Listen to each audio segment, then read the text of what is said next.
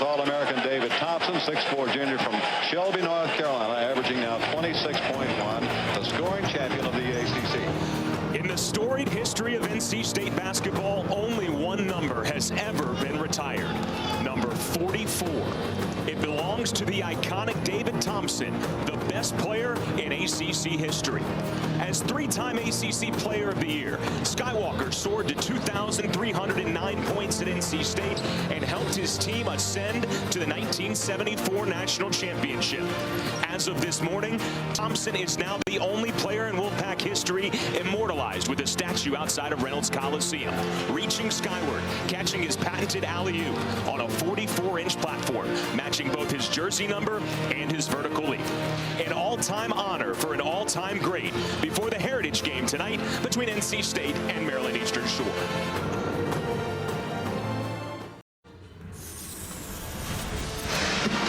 Tonight in Raleigh, NC State returns to its old on-campus home. Welcome to Reynolds Coliseum, Valvano Arena. NC State and Maryland Eastern Shore here in the Heritage game. And we welcome you courtside, everybody. My name is Andrew Sanders alongside Scott Wood. So glad you could join us. It's a special venue, a special atmosphere, and it's a special night for NC State tonight. Yeah, you can feel the buzz. There's a lot of history between these walls, so it'll be a lot of fun to kind of bring back that history tonight. NC State's been on a 4-game road swing. They return home tonight. Their leading scorer, the fifth-year senior, Casey Morsell. Yeah, he had a slow start to the season, but over these last 3 games, he's really gotten things going. As you can see here, Boston College made some clutch shots for them, winner in overtime. He's also a really good defender for him, so expect big things out of Casey tonight. Career high 28 points against BYU in Las Vegas. NC State in the throwback uniforms tonight. The white with red state across the chest. And we are underway as Ben Middlebrooks wins the tip for the Wolfpack. The Hawks of Maryland Eastern Shore in the road black uniforms. First touch for DJ Burns. Spins baseline and scores.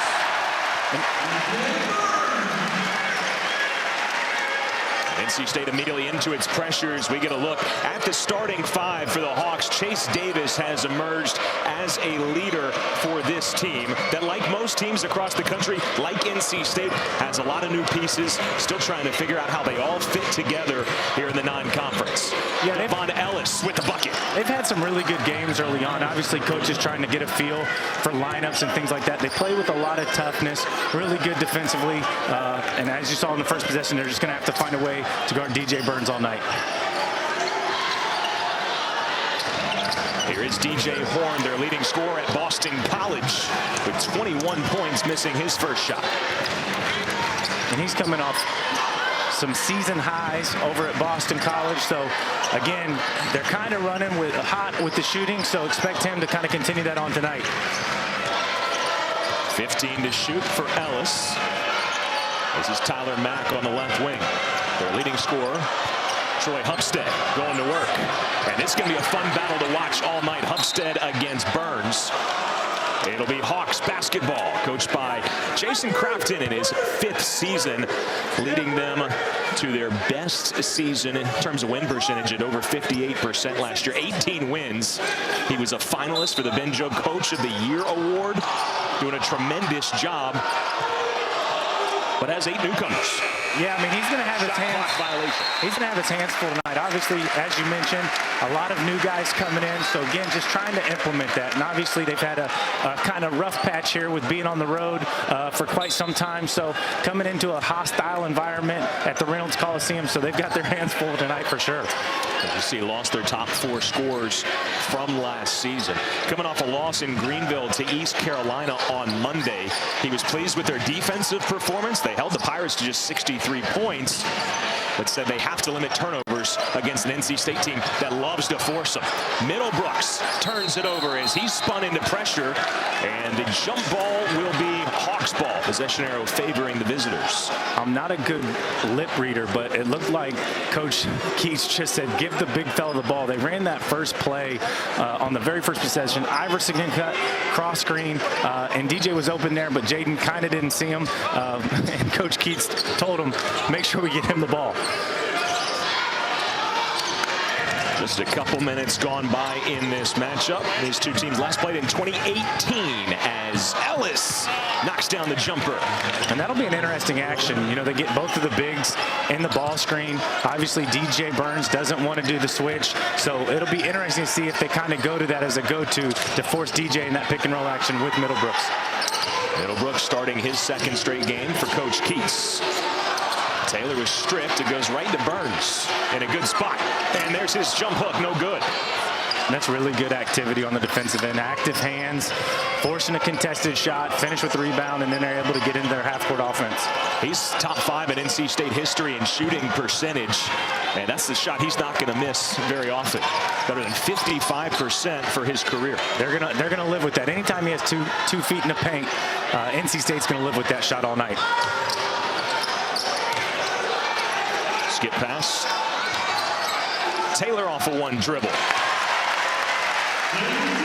And I don't know if they'll give DJ Horn the assist on that one, but that's just really good eye, especially DJ drawing in the defender on his roll, and Jaden being ready to spot up for the pull-up. Taylor coming off an 18-point performance against Boston College. Hupstead high off the back iron. Hupstead dealt with a lot of foul trouble in Greenville as Taylor is hot early. Yeah, he had a phenomenal second half against Boston College, so obviously bringing the energy and bringing it here. This is one of the things that he did very, very well. He had 3 straight possessions where he's able to get a deflection or a steal at Boston College. 4 steals in total in that game to lead the Wolfpack. Ellis needs help. Double team comes, and there's a turnover. And there's that activity by Taylor with the hands. Able to get out in transition. This is what NC State wants to do. Jaden Taylor has 7 of the first 9 for NC State. Next whistle will bring us to our media timeout.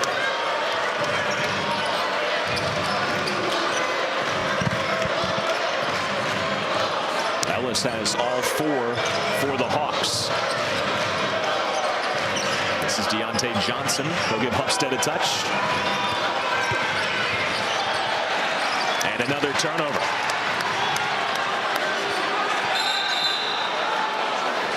And that's what they're known for, just really good defensive tenacity each and every night. Possession arrow going NC State's way. Taylor has 7 already.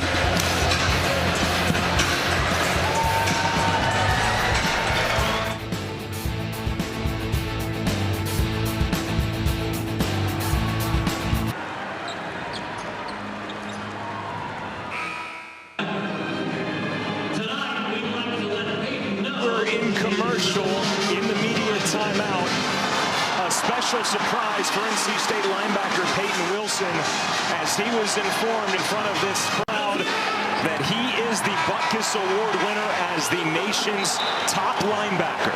It came as a surprise to him, a surprise announcement, but maybe no surprise he won the award. He had 138 tackles this year, Scott. Well deserved for him, and just for him to be able to share that moment, you know, with his family there. You can see the emotion on his parents' face. It's going to be a night that he's always going to remember, and it's well deserved. Chanting his name as he exited the court. Mo Diarra throws down a dunk on his first touch of the night.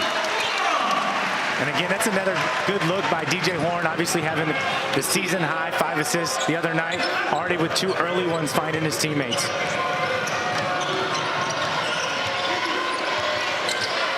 Pull up from Davis is good. Chase Davis, the junior, taking on a leadership role. And that's good action, just kind of getting that DHO, being able to get the ball in your right hand, pick your spot to the elbow, and just rise up and knock down a shot. Preseason All-MEAC.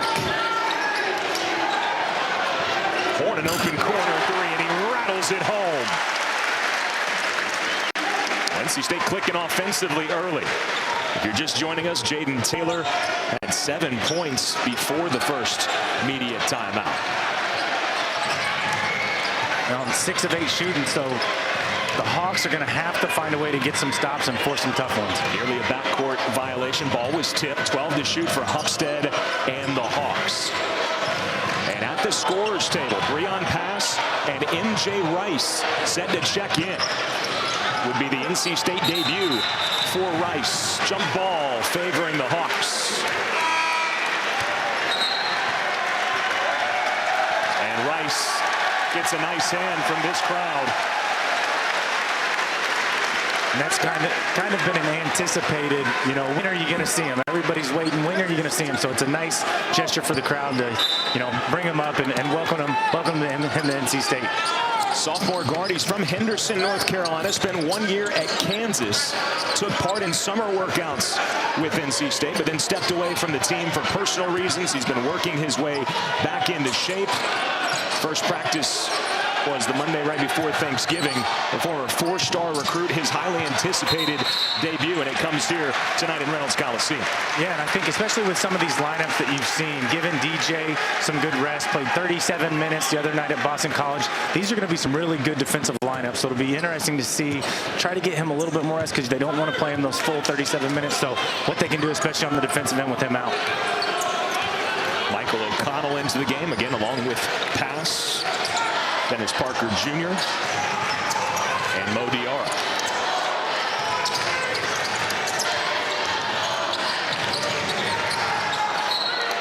Active hands from Damani Claxton. Both of these teams very deep. And that's what they want to do. Just keep them active hands, keep them in front of you, make them take those tough shots over the top. They've gotten way too many easy ones to start. So that's one thing the Hawks got to do a really good job of, is just being long and active and making them take the tough ones. Rice with his first basket as an NC State player. I got a feeling he's been dreaming about that one. That was a tough take. Waiting to be back and first offensive possession, able to get a bucket. He made 23 appearances at Kansas last year, averaged better than 7 points per game and better than 2 points per game. That's a good drop-down pass by Claxton there. Pick and roll and able to drop it off for the big for an easy 2. Victory Naboya seeing his first minutes tonight. Dean up on Diarra. Got deep. Long rebound taken by Ellis.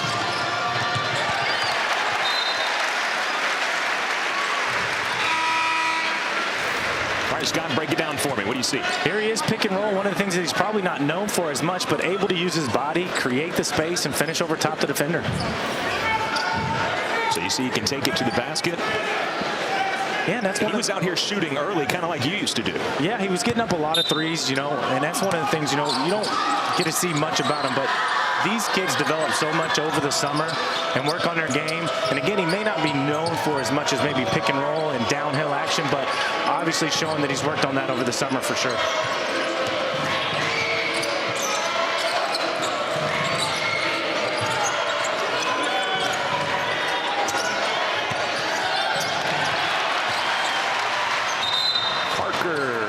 Was fouled, almost came back down for a travel, but he's fouled by Toby Naduzzi.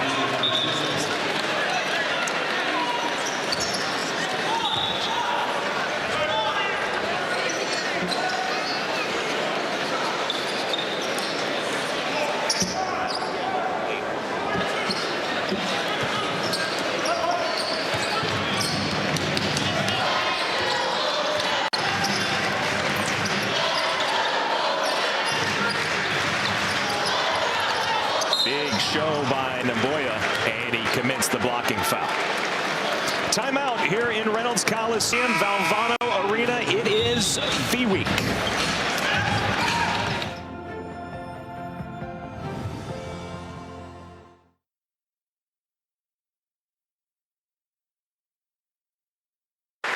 What cancer cannot touch is my mind, my heart, and my soul. It can't touch those 3 things.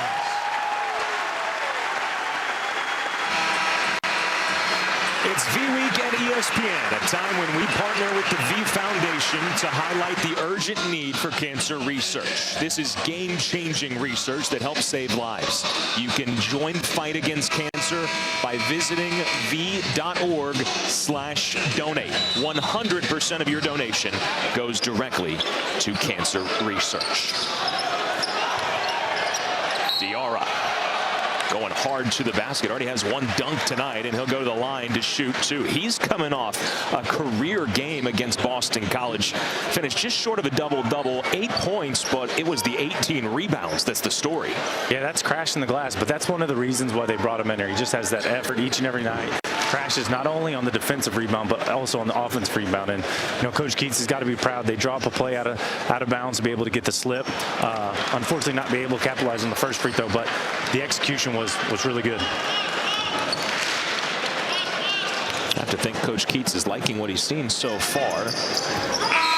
His team with a 9-point lead, shooting 70%, and they forced 4 turnovers already. How are they having so much success on the offensive end, Scott? Well, I think they're doing a really good job early on, especially sharing the ball. And then obviously, creating that havoc, which is something that they always try to do, always try to get those deflections. But sharing the ball on this end, giving everybody the love and getting the best shot possible.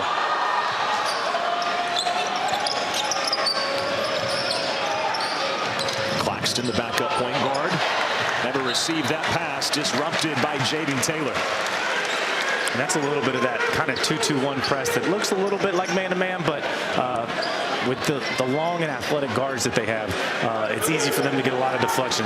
Like I mentioned earlier, they want 40 per game, and that's why they do a lot of pressure, and they emphasize it a lot in the practice. These teams want to do some similar things. As a 10-second violation occurs. Last year, Maryland Eastern Shore led the nation in steals and in turnovers forced. And on their warm-up shirts, the word tenacity across the chest. That is what Coach Crafton wants them to play with. Yeah, he definitely instills them with that tenacity, the toughness. But again, like we mentioned, they're implementing a lot of new players. So he's got to kind of teach that to this so that they know the system, what exactly he wants to do. And I'm sure after they get through this tough little stretch that they have, they're going to be much better off to be able to get home and really start to implement some of that stuff. Morcell with a nice turnaround. And that's just good defense. He's right there with them. Good contest. Sometimes you just got to tap him on the back and say good shot. So again, the Hawks contending with the pressure. They just do break the timeline with 2 seconds to spare. Claxton fouled. I believe this will be on Taylor. It is on Taylor. Well, we highlighted Casey Morcell in the open. He's been hot lately. He's their leading scorer. Yeah, and this is one of the things that he's really improved on over the summer, being able to put the ball on the floor and be able to score multiple ways. Yeah, last year playing with Terquavion Smith and Jarkel Joyner, a lot of times it was catch and shoot. Yeah, he just wasn't asked to do as much, and that's one of the things about players is sometimes you got to make a little sacrifice for the betterment of the team, and I think that's one of the things that he did this year. And with them moving on, they know they need scoring, so then he can kind of showcase what he's able to do. Several subs for Coach Crafton. Got Elijah Wilson out there handling the basketball. Hupstead back in as well. Leading scorer and a rebounder. And Deontay Johnson dribbled it off of his knee and out of bounds. Again, pretty good possession. Just got to secure the ball before finish. Deontay Johnson from the Bronx, one of several players from New York City. As Coach Crafton has great ties there from the city. They recruit there and also in the DMV. Offensive foul here. They could have had a little better space in there. Parker kind of drives, wants to go baseline, but DJ's kind of mucking it up right there at the block. So obviously good action, being aggressive. But again, you see DJ right there. He's trying to attack, and there's just not a lot of space for it. Charged or not, I don't know. But again, you just got to have a little bit better spacing. I thought initially they were calling that on Parker. It was on DJ Burns. Oh, they called it on DJ? Yeah, at least that's what the official stats have it as. I would have had to see it again because I was only looking at Parker. Yeah, DJ, I think, was just trying to get out of the way. 9 to shoot. Johnson off a screen. Gets his own rebound off a tip from Ellis. Wilson can't hit.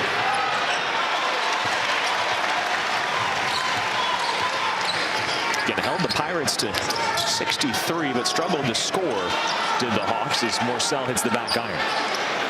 Yeah, and that's one of the things. If they can get stops tonight and obviously make a couple shots, kind of space the floor a little bit, it can keep them in this game. You mentioned they've been away from home. in the midst of a 7-game road swing. They were supposed to have a home game on December 1st against Hampton. That game was postponed. Great pass. Upstead feeds Ellis for the lay-in. And you've seen early on, they really want to kind of get to that back cut. So NC State's going to have to do a good job of kind of chesting up, putting the arm bar, and eliminating those back cuts. Ellis goes right through Diarra, and he'll be whistled for the foul. All right, so we knew Upstead can score, he can rebound, but did you know he's got that in his bag too? Just doing a good job. Look at him, and Diarra kind of falling in love with watching the ball and able to take advantage of the back cut. So Devon Ellis, the sophomore from Chicago, leading the way with 6 points. He had 12 in 24 minutes against East Carolina on Monday. Burns.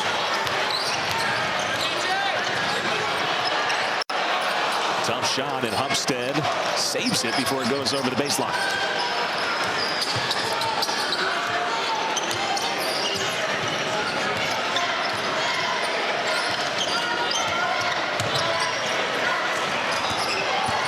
This is Johnson.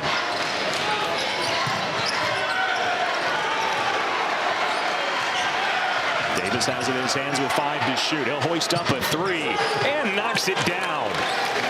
And that's just good one-on-one right there. Able to kind of rise up and get the shot. But early in that possession, they did a really good job of moving the ball. So, again, anytime you can get the ball moving and get those touches, you're going to get this better effort on the defensive end as well. He is their top 3-point threat. As Morsell will not get continuation here. 37% on the year for Davis, which is already pretty good, and then even more so when you consider that he's got the ball in his hands a lot in situations like that, end of shot clock. Yeah, I said anytime you kind of have that volume, and especially when, you know, he's on the scout, teams are trying to take him away because they know he's a good player.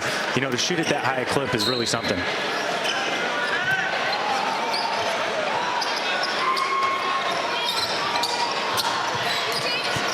With a nice move, steps through the lane for 2. And he's had a really good start to this game, able to get the bucket, get a couple good looks, as well as kind of getting his teammates involved. So this is a really good start for him.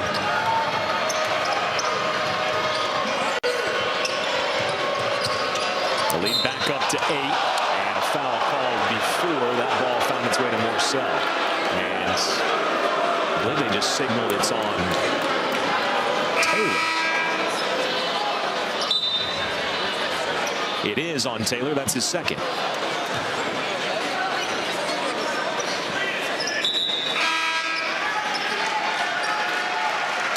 So Taylor out and MJ Rice replacing him.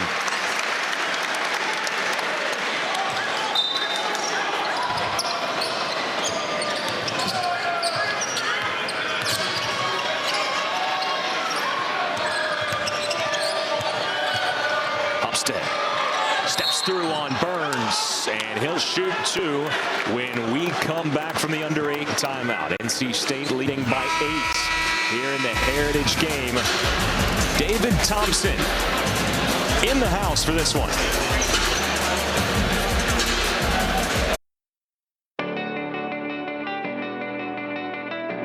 A lot of my success was predicated on the team's success.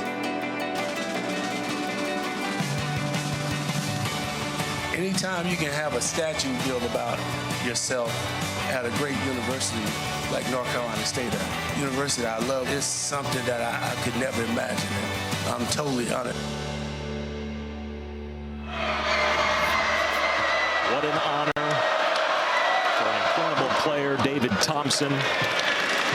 And that statue turned out perfectly. That is the image that you think of when you think of David Thompson. And he wasn't the first player to ever score on an alley-oop, but he and teammates Monty Tao and Tim Stoddard are often credited with popularizing that play, because when he played from 1967 to 1977, because of the Lou Alcindor rule, there was no dunking allowed. And so when you have a 44-inch vertical, just throw it up and lay it in. And honestly, I think it'd have to be harder to score just trying to drop it in the basket than actually dunking. So it just shows how good he was of a basketball player. Middlebrooks is fouled by Israel Yaw.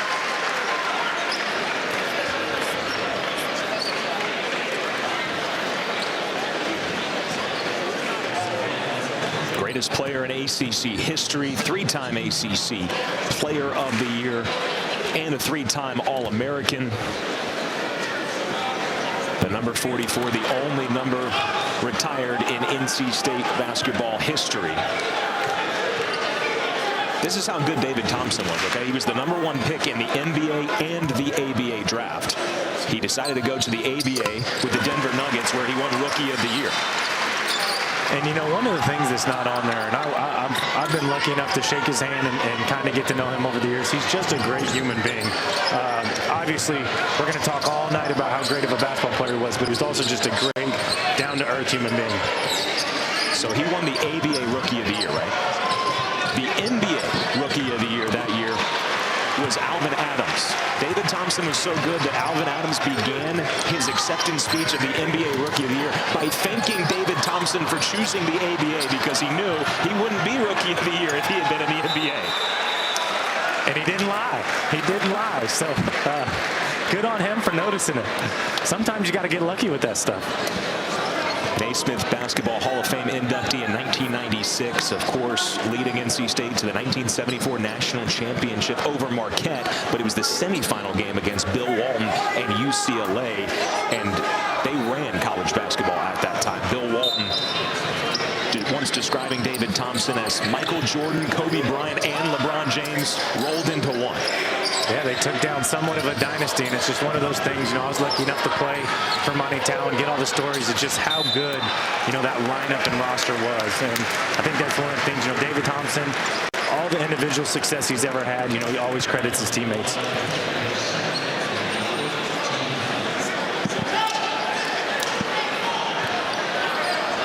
Tommy Burleson is here tonight, along with Phil Spence.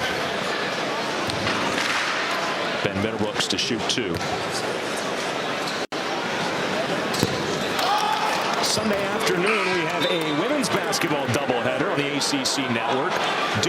Duke hosting Florida Gulf Coast at noon Eastern. Florida Gulf Coast has already beaten North Carolina this year. That's followed by number 18, Louisville, who won 4 straight, and Kentucky.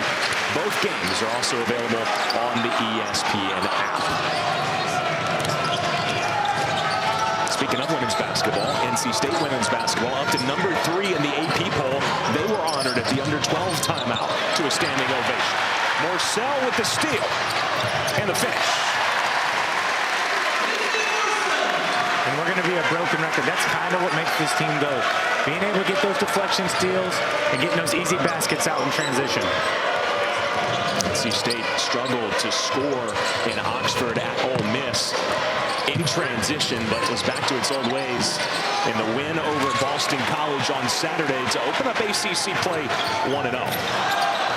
No whistle as O'Connell hits the deck. We've had a lot of tie-ups tonight. This one going the way of the Hawks. And a lot of that's just 2 scrappy teams. Both coaches have very similar identity. They want to play with toughness. They want to defend. So it's going to be one of those games that you're going to see a lot of bodies hit the floor. That's the second turnover forced by Maryland Eastern Shore. NC State has forced 7 already. And looking for more here with full court pressure.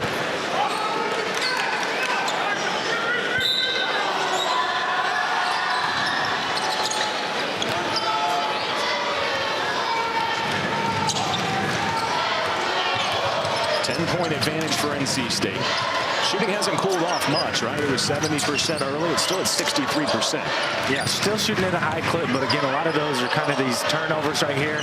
Casey getting out, getting easy layups. DJ coming off pick and roll, getting easy looks. Yeah, defense to offense. DR cleans the glass. And here comes the Wolfpack. O'Connell with his second turnover in as many possessions.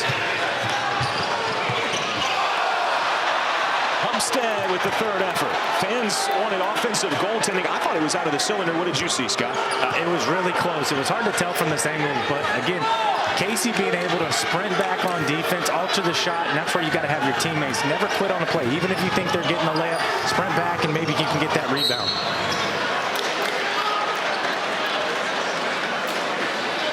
NC State shooting 1-1 here.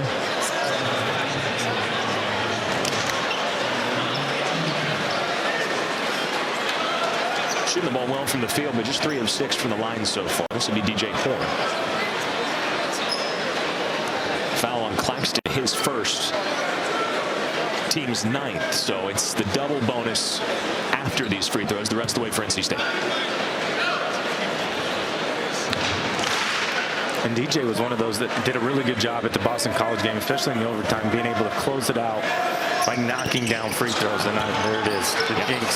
7 of 8 in that overtime, but he misses the front end of the 1-and-1. LJ Thomas into the game for the first time for NC State as he picks up Claxton across midcourt. Picked up the dribble in a bad spot. Humpstead helps him out.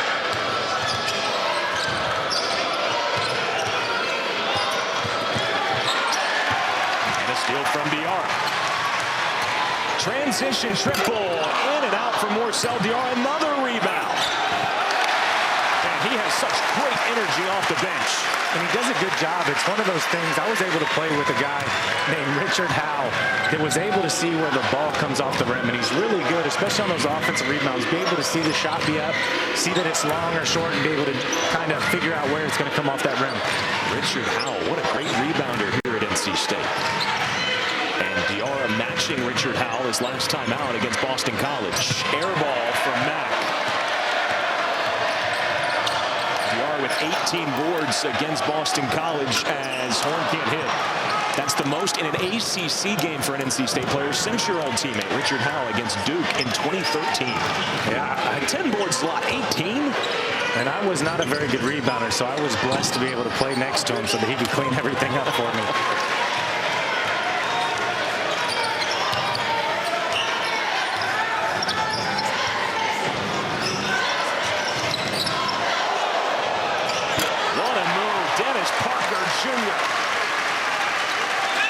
I think that's one of the things that he brings this team. He plays a lot of the forward position, but he moves athletically like a guard and can put it on the floor. Diarra turns over Humpstead. And at the under 4 break, it's NC State leading by 12. Largest lead of the game.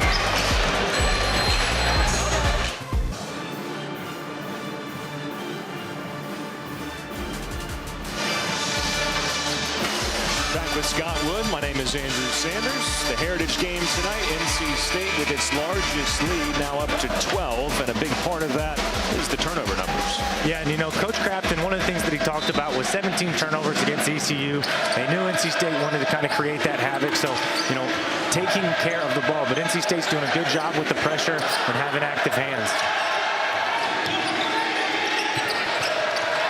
Nearly a turnover. Fortunate deflection to Diarra, who spins baseline and scores. He has had an incredible couple minutes here. Yeah, and that's one of the things, you know, the Hawks don't have a whole lot of size down low, so they're able to take advantage of that, whether it's DJ Burns, whether it's Mo Diarra. So good drop step, finish, and that's one of the areas that they can really attack. 5 points, 2 boards, and a forced steal also. Marcel, good help defense. Good ball movement. Claxton with the 3. And that's the extra pass off of Tyler Mack. And that's the type of offense you want. They get the paint touch, they kick it. They were able to take the shot, but they turned it down to make that extra to get a good look. Coach Crafton telling me that his team has shown some glimpses of who they can be this year. A nice win over Penn, and in certain spurts, like that possession right there, you see their potential. Yeah, they've played some tough opponents so far in the year, so they're really getting a feel for what they got, and it's really going to test them. So once they get into conference play, they've been able to prove a little bit that they've been able to do it against some really good opponents. 7 to shoot for Claxton and the Hawks. Humpstead beats the shot clock buzzer. So 2 great possessions there, back-to-back threes. Thomas's attempt spins out. He'll shoot 2. Yeah, and Claxton just being patient, understanding the time on the clock, being able to get off that pick and roll, pick and pop with the big fella. But you see here, just having good patience, being able to drag Diarra into that paint and open things up for the 3. Humpstead now with 7 points to go along with 4 rebounds. And he knocks down the 3 also. You know, his favorite movie is Star Wars Empire Strikes Back, which I feel like is fitting tonight when we're honoring the Skywalker. ACC PM with Mark Packer and Taylor Tannenbaum, weekdays from Mark's Charlotte studio in his basement at 4 Eastern. They'll continue talking college football and have the latest from around the conference on the ACC network and the ESPN app.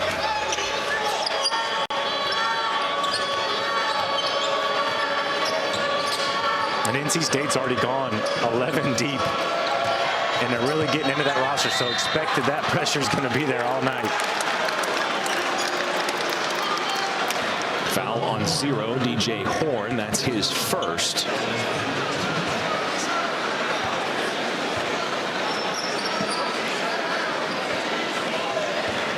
Upstead, who missed the Liberty game, has started all 7 others now. Has made a nice jump from year 1 to year 2. On the shore. 1 year at Panola College. Off the bench last year, averaged 5 points per game. Averaging 11 and 8 so far.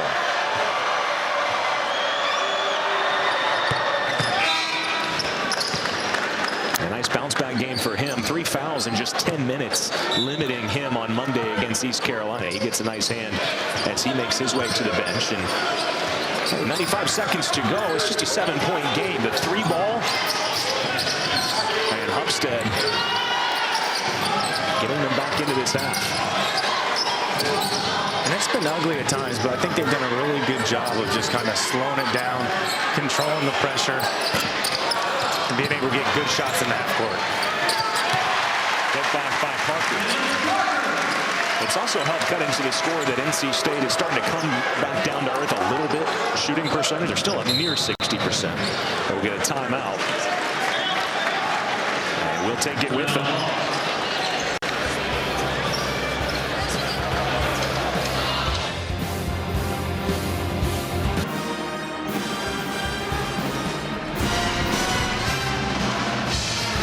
Maryland Eastern Shore calling timeout, down 9. And with 1:03 to go, maybe a chance to go 2 for 1 here. Yeah, I think that's one of the things they're trying to do, but ultimately get a good shot out of this timeout, especially kind of giving up back-to-back threes. Parker able to get the offensive rebound put back, but they just want to get a good look here so they can kind of close that gap before the half.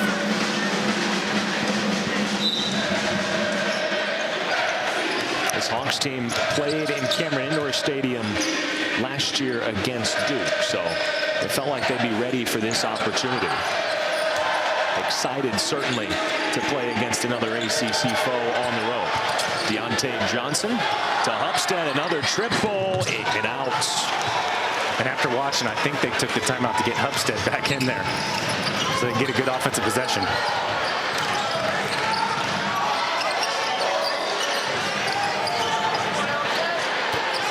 Thomas connects on a 3 from straight on. That's a good extra pass. Casey didn't have his feet fully set. Was able to find an open man at the top, L.J. Thomas.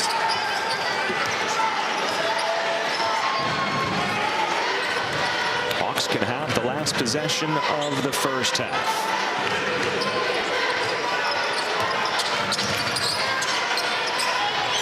This is Elijah Wilson. Ellis. Tough fadeaway.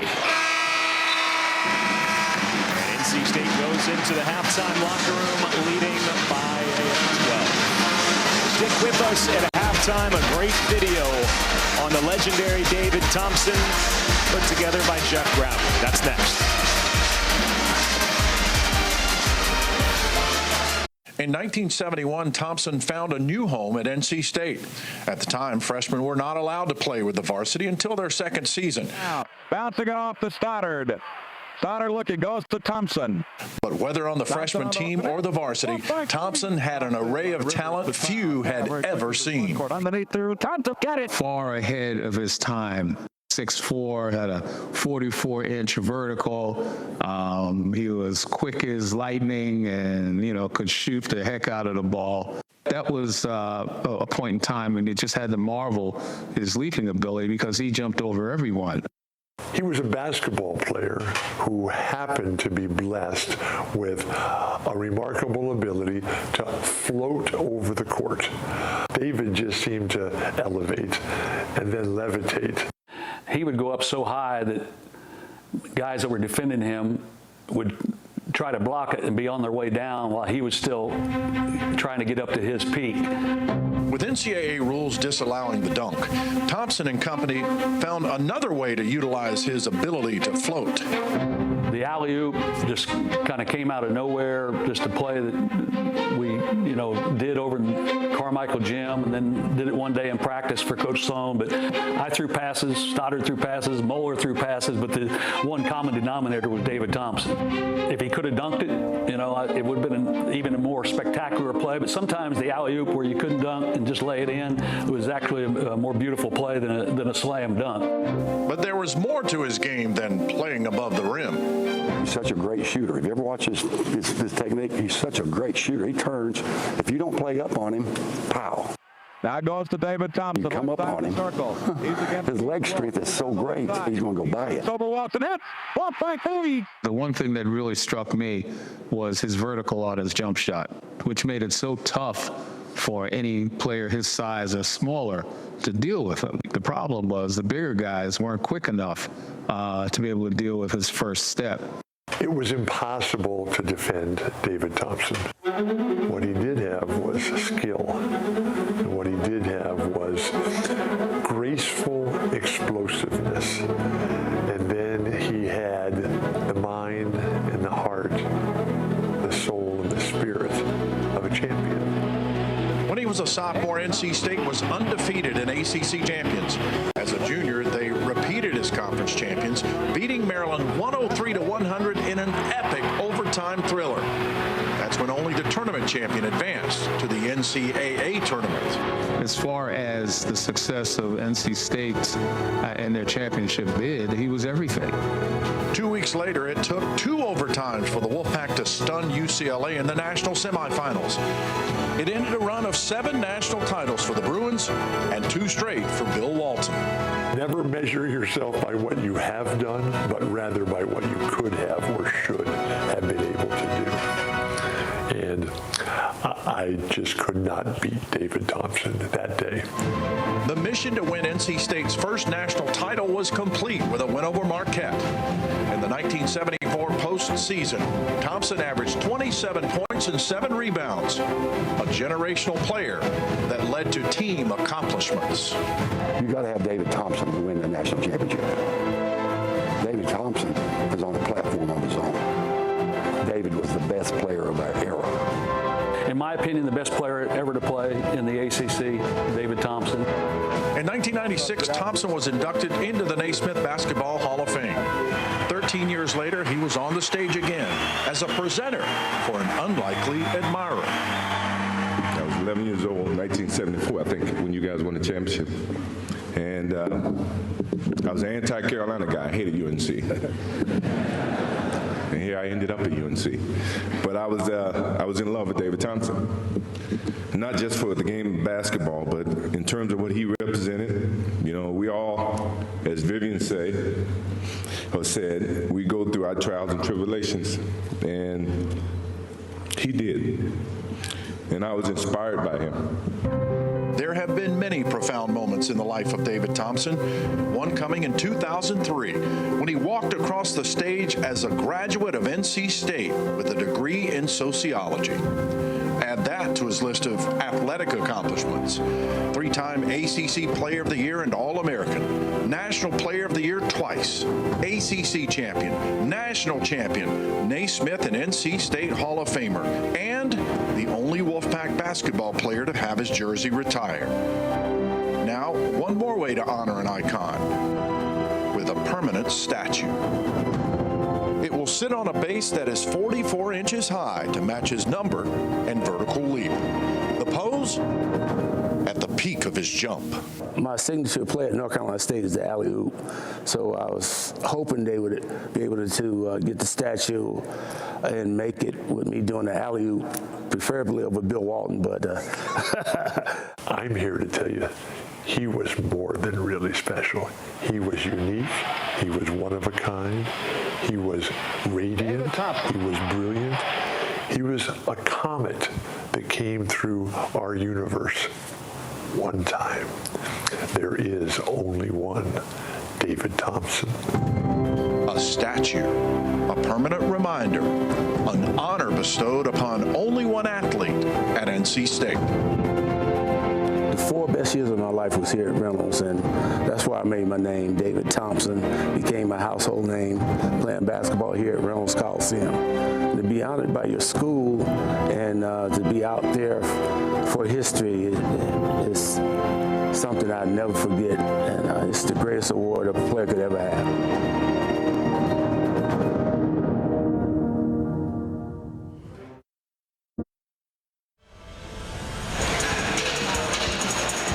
Second half between NC State and Maryland Eastern Shore is next on the ACC Network Extra.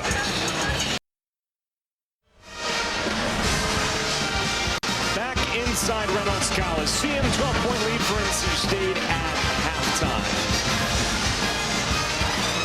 And the Wolfpack able to get the halftime lead, thanks in large part to their ability in transition. Yeah, defense into offense, being able to get it out and run. You see there being able to get the transition three, getting active hands on the ball to run out and get easy layups. It's what they want to do, have those active hands and be able to get the easy ones.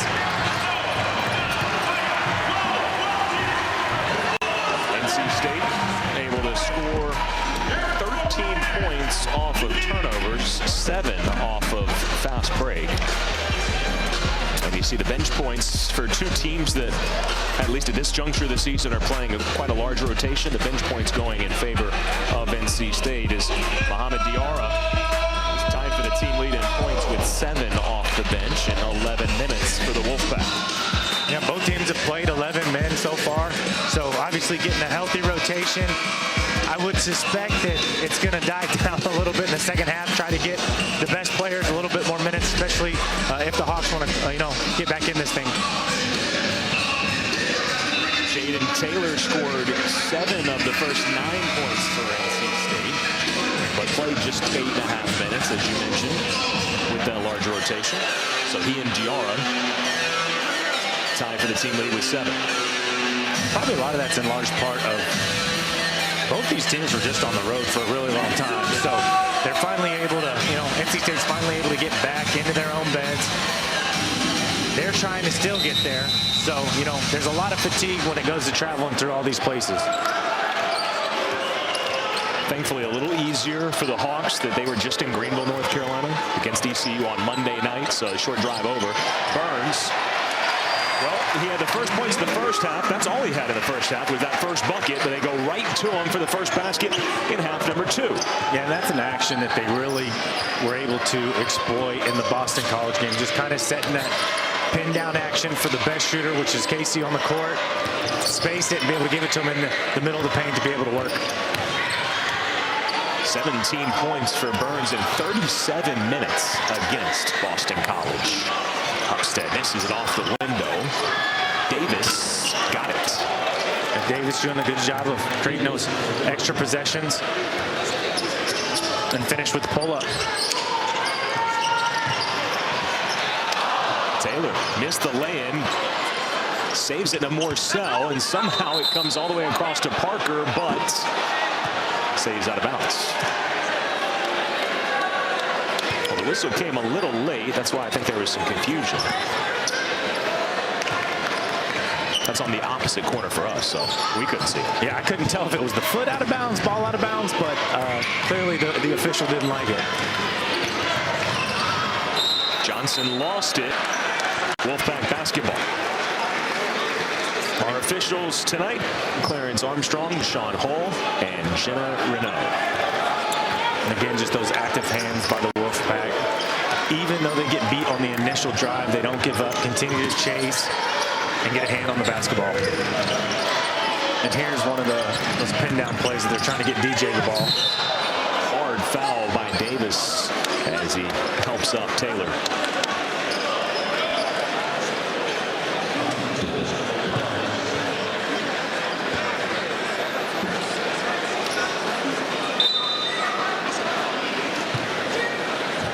And that's one of the things Taylor's done really well for the Pack, is just kind of that one guy that's always in the aggressive mode, especially on the offensive end, being able to attack. You know, DJ Burns hasn't shot a lot of free throws this year, but Jaden Taylor's doing a really good job of attacking. Here they're trying to set the cross screen so he sees everybody kind of high and goes to attack. Obviously, DJ comes through a little bit late to kind of mess up some of the spacing, but especially when they're all high at the free throw line, just able to attack off of it.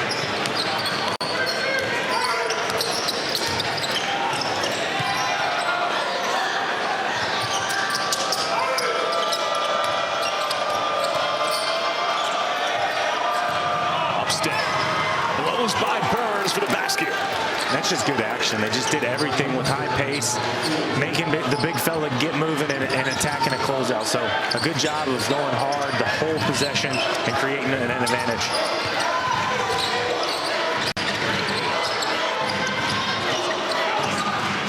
Taylor, he's been their top three-point shooter this season.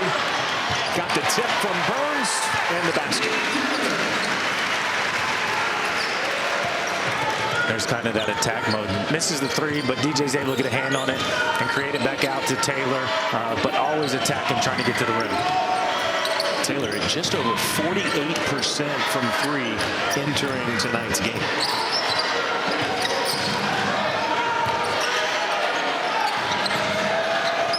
Again, this would be the matchup to watch. Hupstead against Burns.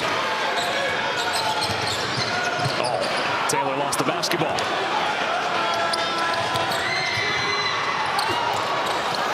Maybe a little bit too much attack mode on that side. A nice pass there for the basket, because Dennis Parker Jr. was going up high for the block. He made a good business decision to drop that off.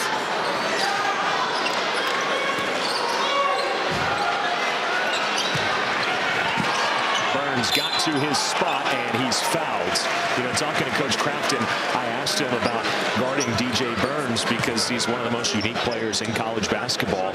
And he said, look, obviously we have our game plan, and we have to throw multiple looks at him because you can't just defend him one way throughout the whole game. He said the biggest thing, though, you have to do your work early. If you just let him get in his spot and catch deep, it's going to be a long night. Yes, especially when he gets 2 feet in the paint. So they're trying to limit and push that out as far as they can get.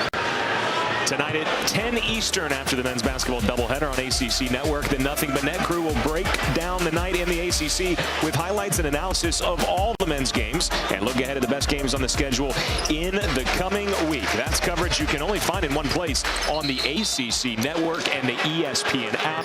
O'Connell, before the ball was inbounded, called for the foul as he was grabbing Deontay Johnson. O'Connell's been quiet in this game so far.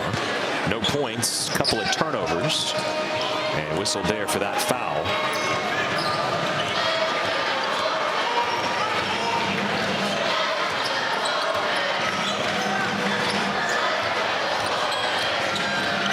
Back with a deep three, and he knew it out of the hand. He's been getting them up pretty quick all night, so you know he has the confidence and able to get that DHO at the top and knock down a long-range three. So most of the recruiting done by Maryland Eastern Shore is Hupstead reaching in on Burns here. A lot of their guys coming from New York or coming from the DMV. Mack is from Michigan, 2 years at Henry Ford Junior College. That's one of those that we talked about earlier, you know, not letting him get deep. It's just so hard when he's got those 2 feet right next to the semicircle. Hupstead picking up his second foul. Didn't want to pick up his third. And so Burns right to work for 2 more.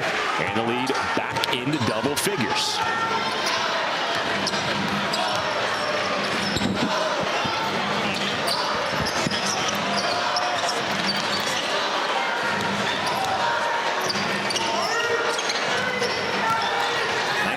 From Mack. Hupstead can't lay it in. Ellis can't either.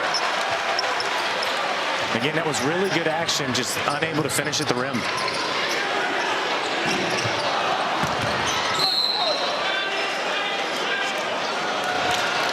Last touch by O'Connell. Out of bounds. It'll be Maryland Eastern Shore basketball when we come back. Tyler Mack showing off the range. Getting a DHO at the top. They call his number, and he knows he's knocking it down.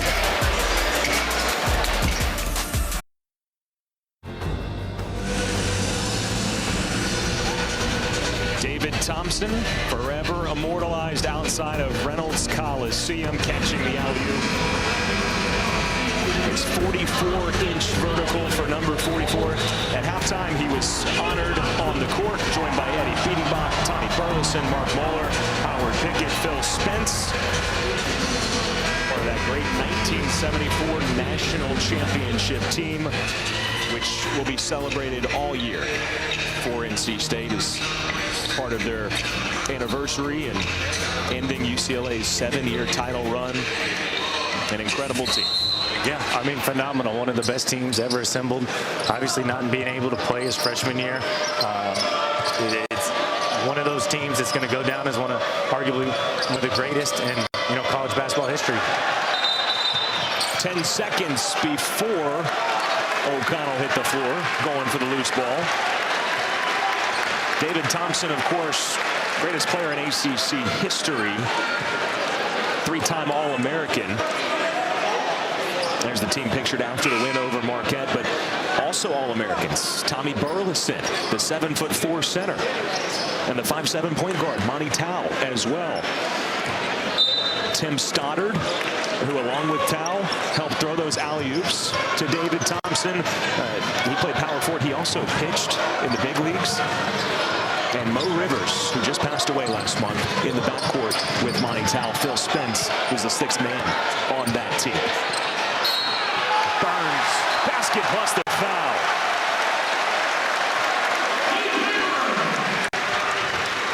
That's where they're just going to have to throw bodies at the big fella. It's going to be tough for them, especially with their size, playing him one-on-one. Getting in a little bit of foul trouble now. Not a lot of size. They're going to have to start sending some bodies to try to get the ball out of his hands. We played a great video at halftime on David Thompson, and as they honored him on the court at the end, they played a different video, some messages from former teammates, Monty Towle, but also former competitors. And I think you mentioned, what a great guy he was off the court. It's one thing when your teammates say he was an incredible teammate, but also when your opponents speak so highly of you. And Lynn Elmore said, you broke my heart a few times in the ACC tournaments, but talked about what a great competitor he was, and Bill Walton as well. He got a laugh from the crowd, and he started the video by saying, David Thompson, you ruined my life, but I'm just finally getting over March of 1974. Well, I think that's just one of the things he earned so much respect from his competitors by how hard he played, obviously how good he played. So being able to see them, on the Jumbotron, talk so highly about him, just speaks volumes about the player he was.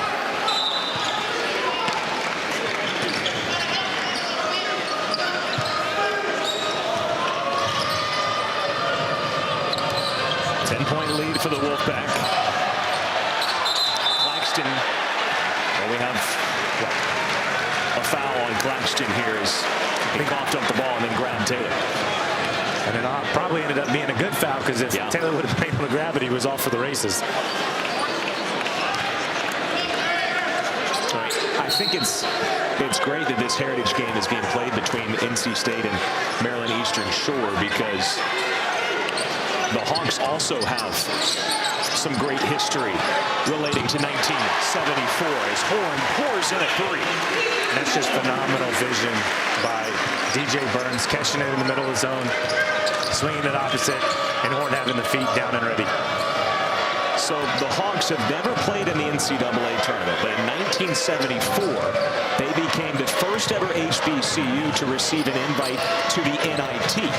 Remember, this was back in the NCAA tournament when they only took 25 teams. That's why Lynn Elmore was saying, David Thompson, you broke my heart, because you had to win the ACC tournament to go to the NCAA tournament. And, Bill Walton, first pick, Tommy Burleson in 74, but Reuben Collins and Tal Skinner and William Gordon all played for Maryland Eastern Shore, and they won a game in that NIT. They were still a member of the NAIA, so they actually got fined for accepting the invite to that tournament. But they were an absolute powerhouse, averaging 93 points per game that year. And keep in mind, that was before the invention of the three-point line, Scott. I'd take the fine as well. That's elite level scoring. I don't know if any of my teams, even with the three-point line and some of the offensive firepower we had, even averaged that many points. So it just shows of kind of the offensive ability. But going back to those logos, elite logos, those old school logos look phenomenal. That's an elite finish by DJ Horn in transition. The young Seattle Supersonics. Yeah, I think they're deserving of an NBA team. They had a lot of fun. They always filled out that crowd. Back with the Ray Allen group. A really good crew. NC State defense to offense, and the lead up to 15. Timeout.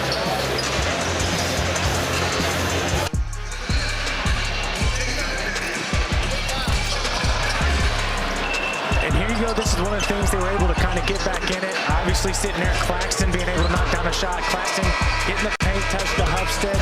If they're going to be able to kind of get back in this thing, this is one of the things they're going to have to do is knock down some threes and really put the pressure on NC State to push out that pressure and really create some havoc. Maryland Eastern Shore, 5 for 13 from beyond the arc so far tonight. Like you said, that's kind of kept them in this game when they've been able to get shots, right? You don't get a shot when you turn the ball over, and that has been an issue with 10 so far. Yeah, and Mac made one down on this end, and they cut the deficit to 10 there, but then they kind of gave up that turnover, and then they gave up that, they kind of went zone for possession, and DJ Horn made a really good pass for a three. I think we have a push on MJ Rice before. Yes, that is the call here. So no block charge. Obviously, O'Connell was trying to take a charge, but they call Rice being on the hip of Israel Yaw before the contact. Yeah, he got him a little bit down low, maybe tripped him and got him off balance to start. But it looked like he was trying to go to a Euro step and just kind of tripped him up a little bit. So Yaw to the free throw line, the sophomore from Guyana. Spent 1 year at ASA Brooklyn College before transferring.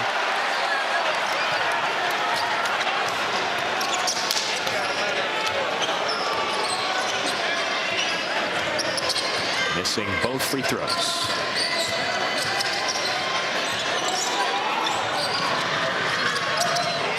Taylor in rhythm, in and out. I think DJ Horn honestly had the first shot where he got that dribble handoff action, pin down dribble handoff, but chose to pass it up.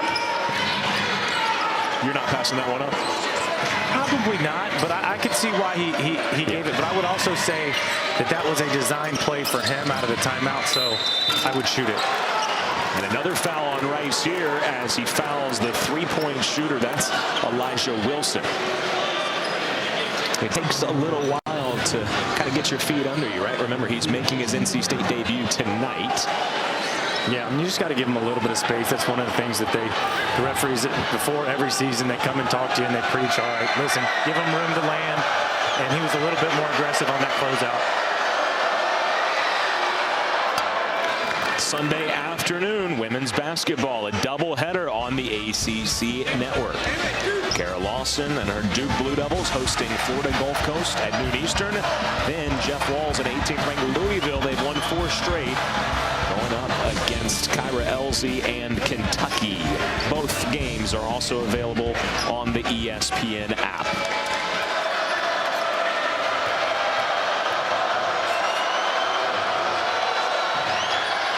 We talk about the three-point shooting. Mike could get the Hawks back in this game. Oh, and DR is going to be called for a foul here, and he had no idea that Wilson was coming around. I don't see how he could be called for a foul here, Scott. Yeah, I'd have to see it again, but it looked like he may have had his elbow out just a little bit, which was maybe more of a untraditional position. But I'm always for good effort. I like good effort, so we'll let it slide. Upstead, deep position. Blocked by DR. Hawks are crashing the glass hard. And that's just an effort basket. And that's how they're going to get back in this game, just playing hard, the tenacity that we've spoke on, the toughness. You know, they got it to 11. They've missed a few free throws that would probably have it back into single digits, but again, they're kind of bringing that intensity and putting the pressure back on NC State. And I think he got away with a little bit of a walk. MJ Rice with the and one opportunity. The lead back to 13. Michael O'Connell doing a good job of putting the ball on the floor. Maybe got away with a walk, but MJ Rice cutting behind the defender and finishing strong.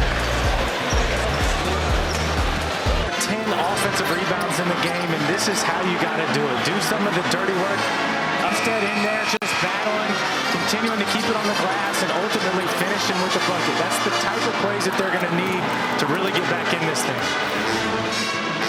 Their team motto is one way, and I asked Coach Crafton, in your own words, what does one way mean? And he said, you know, it's really two things. It's two words. Tenacity, like we talked about on the front of their warm-ups. Tenacity, which is our edge. We have to play with that edge. We have to play scrappy. The other word is family. That's our togetherness on and off the court.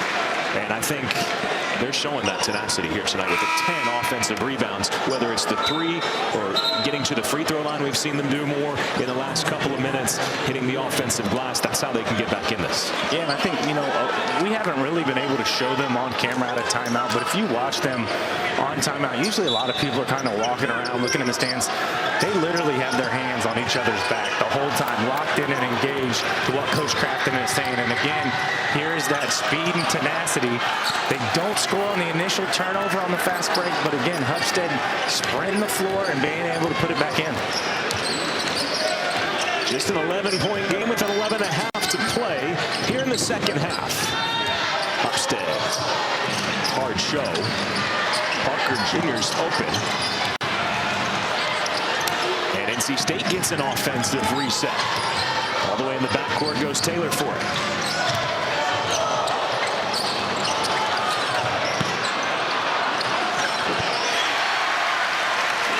Those are the ones you're trying to get back in it. Just got to find a way to not give up two offensive rebounds in the possession and give yourself a chance. Big basket for Burns there, like you say. Third time's the charm on that possession for the Wolfpack. Davis to the baseline. Hupstead. Wow. Well, he only had 3 threes on the year coming in. He's got 2 in this game. Nobody stops Jaden Taylor. And he's always in attack mode, always looking to get downhill, always looking to get to the free throw line, and that's just one of the things with him. He's just always in that go mode, even on the defensive end.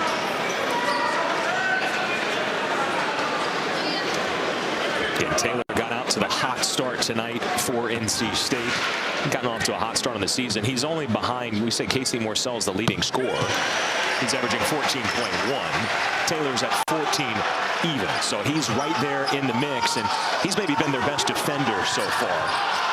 And on a team that is well balanced, he might be their overall best player.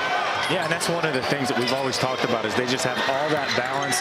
And I think since the second game, you know, Jaden Taylor's been the primary ball defender. And again, just kind of creating that havoc. LJ doing a good job of being patient, getting into the body, and finishing. Well, he's athletic and tremendous body control there to stay on balance. Ellis goes right at Burns and gets the roll. And the pace is picked up here in the last couple minutes, Scott.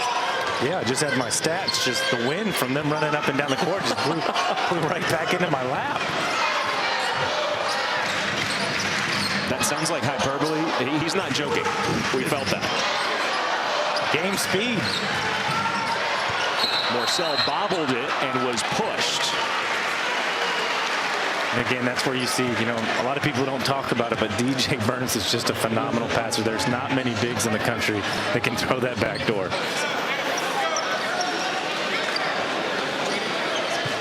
One and one for Casey Morsell.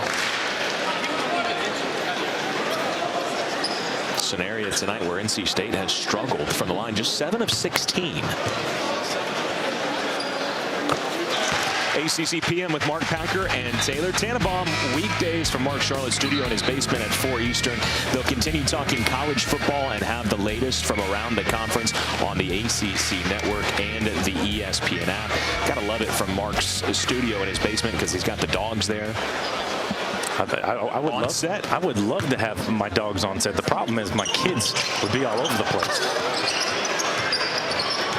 Talking college football again, Peyton Wilson being honored in the first half and learning that he won the Butkus Award as the nation's top linebacker.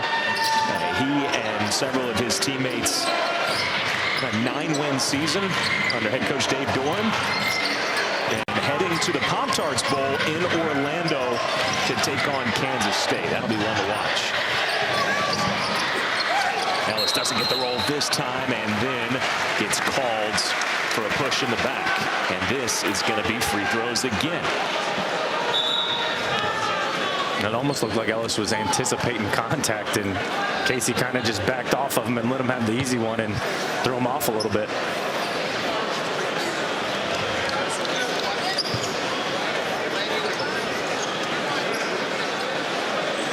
And we talked about free throws earlier, you know, NC State not having the best free throw game, but for the season, they've been pretty solid all year long at the free throw line. That foul, the second on Ellis.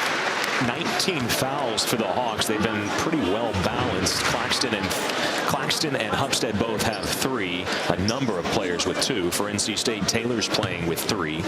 Burns and Rice, the only players with 2. And NC State, Morcell makes both of the 1-and-1. They're in the double bonus the rest of the way. And again, that's how they closed out their ACC victory in Chestnut Hill against Boston College. They very well might be tested from the line the remaining 9 minutes of this game. But the lead is getting stretched out, 64-48. Really good screen. Flare screen to Davis.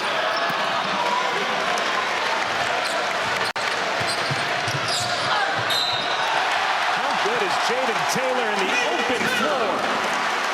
He's just so strong and physical. He's able to kind of slow his body down. He takes that left step, Euro steps back across, but he's just such a physical, aggressive guard. Here he just sends him to the left, steps back across, and finishes on the other side of the basket. Through contact. Saw Johnson slapping at the ball there.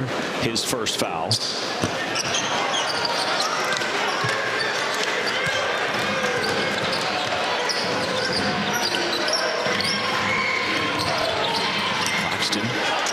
Nice find. Ellis with a flush. I was about to say, he picked a really bad spot to pick up his dribble, but again, Ellis made himself available, and they made a really good pass to finish with the dunk.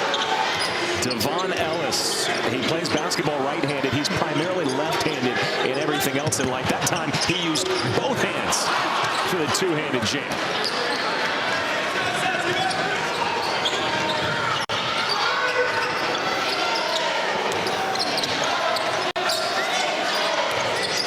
That's one of the things about this NC State team, especially outside of DJ Burns. They're looking to switch, and they do a really good job of switching aggressive and making this offense start really far out.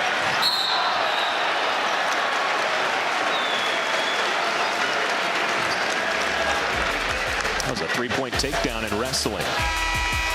L.J. Thomas with the steal. Will head to the under 8 timeout. The Wolfpack up 16.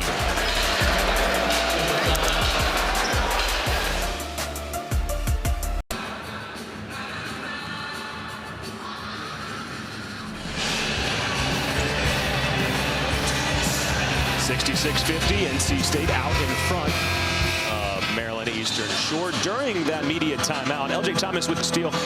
They did review this foul. It is the 4th foul on Damani Claxton, but upon review, ruled it as just a common foul. And he is going to stay out there with the 4 fouls. A little bit of sweep of the leg, but ultimately trying to go for the ball, and sure, nothing bad there. So again, maybe a sportsmanship there to L.J. Thomas. NC State in the bonus, the double bonus now.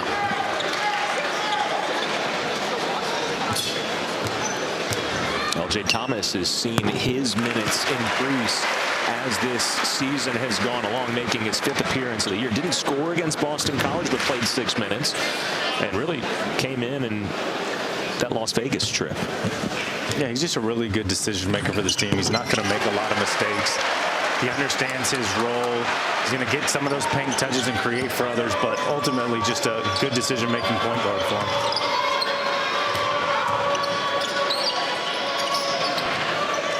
Thomas now with 7 points. And he is really putting in the work on the defensive end. He got a deflection there, and he's fouled as he picks up yet another steal. And again, that's just the effort of LJ the whole time. Dogging him on defense on this end and then able to get a hand on the ball. And again, sacrifices his body to dive and draws another foul. That's the kind of play that's going to, you see why his minutes are increasing. Yeah, I mean, that's any kid out there that's watching is, listen, if you give effort, whether it's 2 minutes, 4 minutes, 6 minutes, make the most of your minutes. You know, make the coach see that you bring value in the minutes that you're on the court. And it's one of the things that LJ has continued to do, and Coach Keats is rewarding him for it. 2 minutes becomes 5, becomes 10. It's a grind. It's not easy. It's hard to get minutes out here on the court, especially with, you know, what type of talent is out there at all times. So you got to make yourself stick out. And a lot of ways to do it is diving on the court and doing a little bit of the dirty work that some people don't want to do. That's supposed to be the 5th foul on Claxton. That's what they have the official stats as, but Claxton staying on the floor. And I thought they called it on Hupstead, maybe.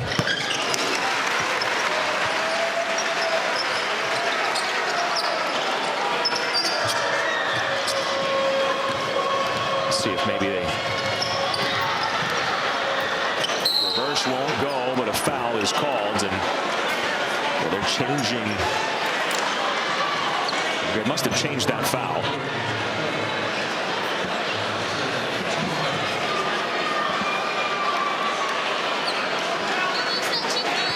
Yeah, they are in the process of changing, and I think it might go to Hupstead instead. If so, that's his 4th. It is on Hupstead. So now 4 on Claxton and 4 on the leading scorer and rebounder, Hupstead.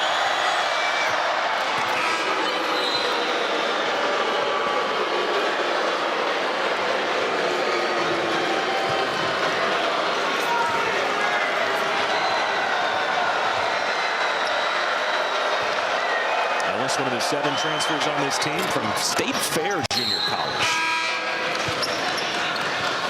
Ellis comes out. Israel Yaw will check in.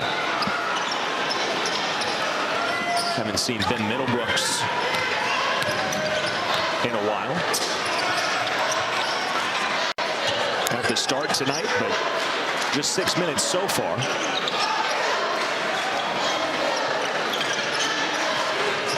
Again, Taylor catch and shoot. He's nearly at 50%. Yeah, no, DJ Horn is going to get the assist on that one, but you got to give at least half and some of the credit over to DJ Burns for setting a really good screen. Hupstead to the basket for 2 more, playing with those 4 fouls and playing well. He's got 18, as does Taylor. Taylor calling for it. Horn doesn't look his way. They're going to give a touch to DJ Burns instead. Yeah, Burns had Claxton on him for a little while, and they kind of missed it, but it all works out for the Pack. He talked about that aspect of his game. He's unselfish, and he finds Morcell. Lead is 21.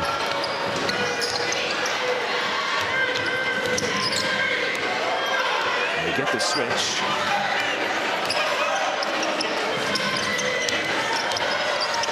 Surprised they didn't try to post Hupstead with Morcell on it. Yeah, at least ball screen and switch back. Try to take advantage of the mismatch because Middlebrooks and Morcell are just sitting there switching everything. So find the mismatch and attack. NC State will attack in transition.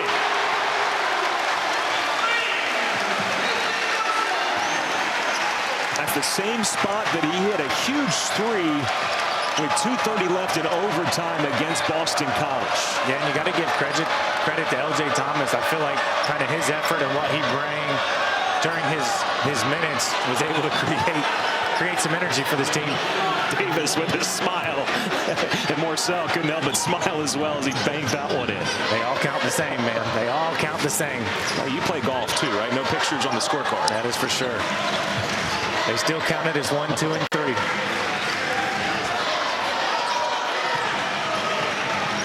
And Hupstead with 4. Burns pretty on the baseline. The spin and the shot. You're so worried about taking away his left hand, and then he spins back baseline. I don't know how you defend that. It's hard to guard, and honestly, they're going to go back and watch it on game film, and that's going to be what they want to do. You know, force him that way, force him to take some jump shots.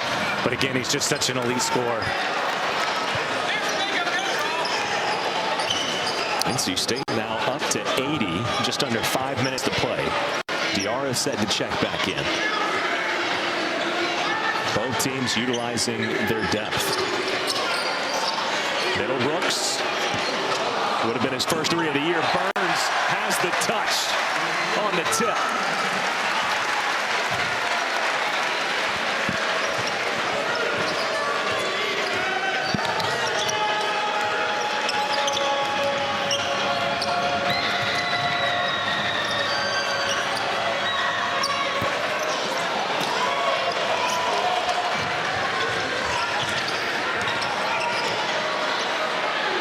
Taylor's got 21. DJ Burns was already past half court because he knew that one was good. Wolfpack is starting to make this thing a little bit ugly now. Davis banks it in. Yeah, they love playing at this pace. It's a 45-point second half for NC State as we hit the final media timeout.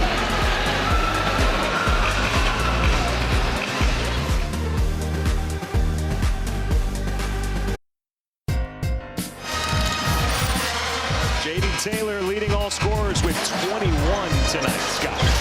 Yeah, he's doing it at all 3 levels. He's mixed it up, making threes, made a pull-up in the first half, and then he's able to kind of get out and transition. So he's been able to do it at all 3 levels of the game. He's also added 4 rebounds, 2 assists, and 2 steals, so he's mixing it up, not only just scoring the ball. 21 on the night. He is not out there right now. Don't know if we'll see him again with NC State leading 85-61. Breon Pass and MJ Rice have joined the backcourt. Rice at 3 ball.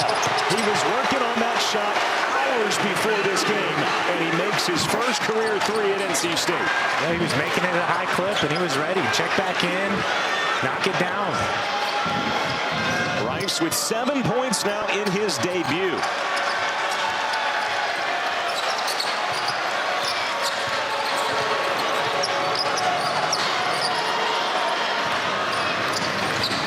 Can't answer. Diarra's running the floor. And a reach-in foul on Wilson. Maybe 2 free throws for Diarra. MJ Rice coming off the pick and roll. Gets a switch, but they don't switch aggressive. Able to knock it down.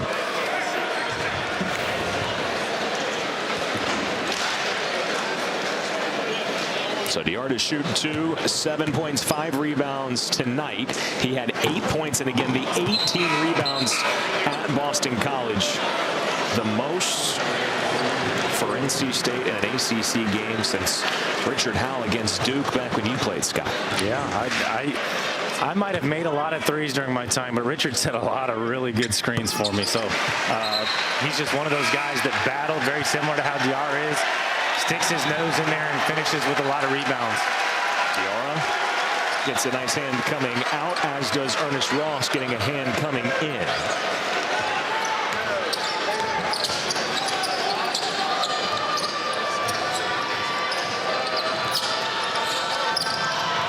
Ellis, tough fadeaway, a little short, and Ross with the rebound.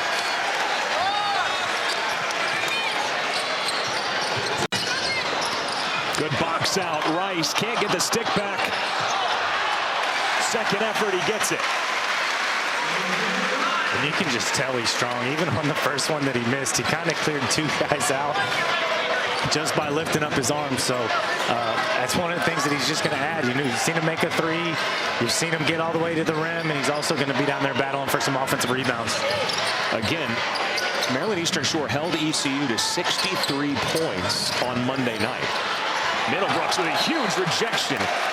NC State has scored 54 points in this half. By the way, we mentioned that game against Duke. We've got some video from that game, Scott.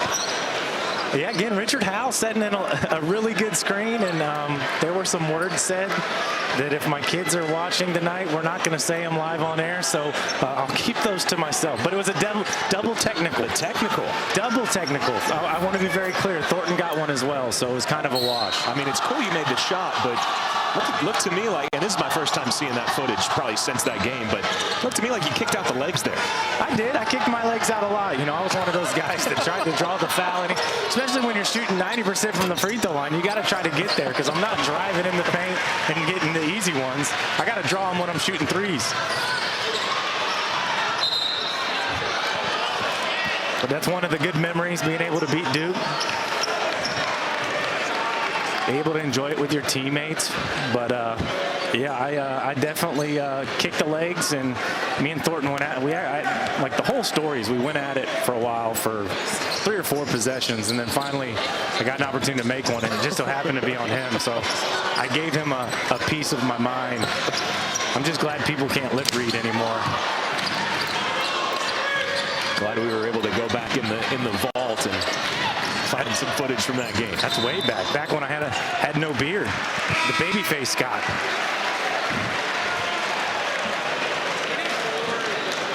I'm sure Richard Howell would approve. Yeah, he kind of said it with a beautiful manicured beard for every game. He called it Beard Gang back then, and I was never able to join the Beard Gang. So a few years later, when I was able to get a little bit of peach fuzz on my beard, I was able to properly join his Beard Gang. So it was a great honor to be able to do that. 9 to shoot.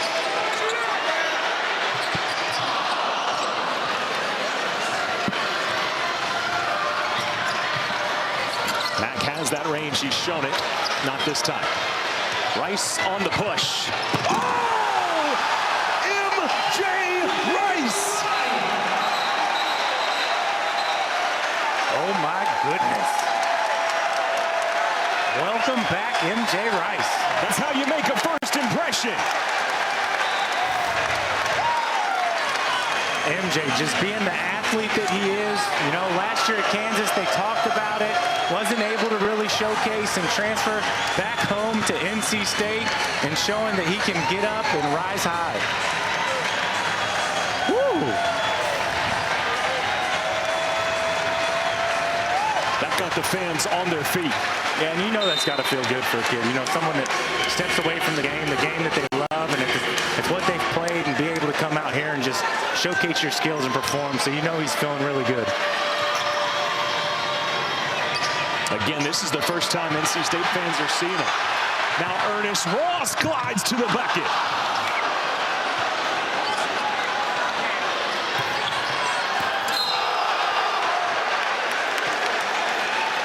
We're starting to see a little bit of athleticism on both sides.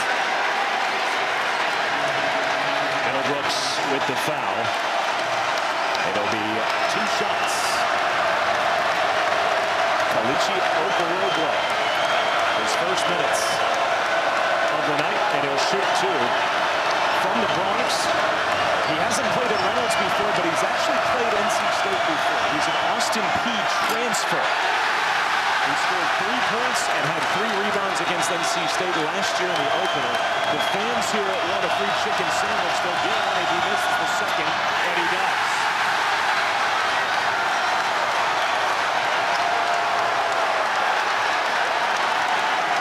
Devin Gates says no shots. Jordan Stoll will dribble it out. Well, he tried to. Yeah, and I think Maryland Eastern Shore is just, they've had a tough little stretch here being on the road. Obviously, early on, they've had Temple, they've had Notre Dame, Liberty, they've had ECU. They've had a tough schedule, so kind of able to diagnose some things and get back there in the lab when they get home and enjoy their event for sure. 93-61 the final score. NC State improves to 6-2 and gets a win in the Heritage game with their best half of the season, 56 points in the second half. Yeah, just doing it on all levels. They're turning the ball over. They made a bunch of threes in the second half, and I think it's something that you're going to see out of NC State going forward, trying to knock down those threes and create that habit, and it'll continue. Good to be back home. Good to be back inside Reynolds Coliseum, where David Thompson was immortalized with a statue before the game. We saw 21 points from Jaden Taylor to lead the way for NC State, and MJ Rice in his debut, 11 points and an exclamation point with the jam at the end. Final score, 93-61 for Scott Wood. I'm Andrew Sanders. Good night from Raleigh.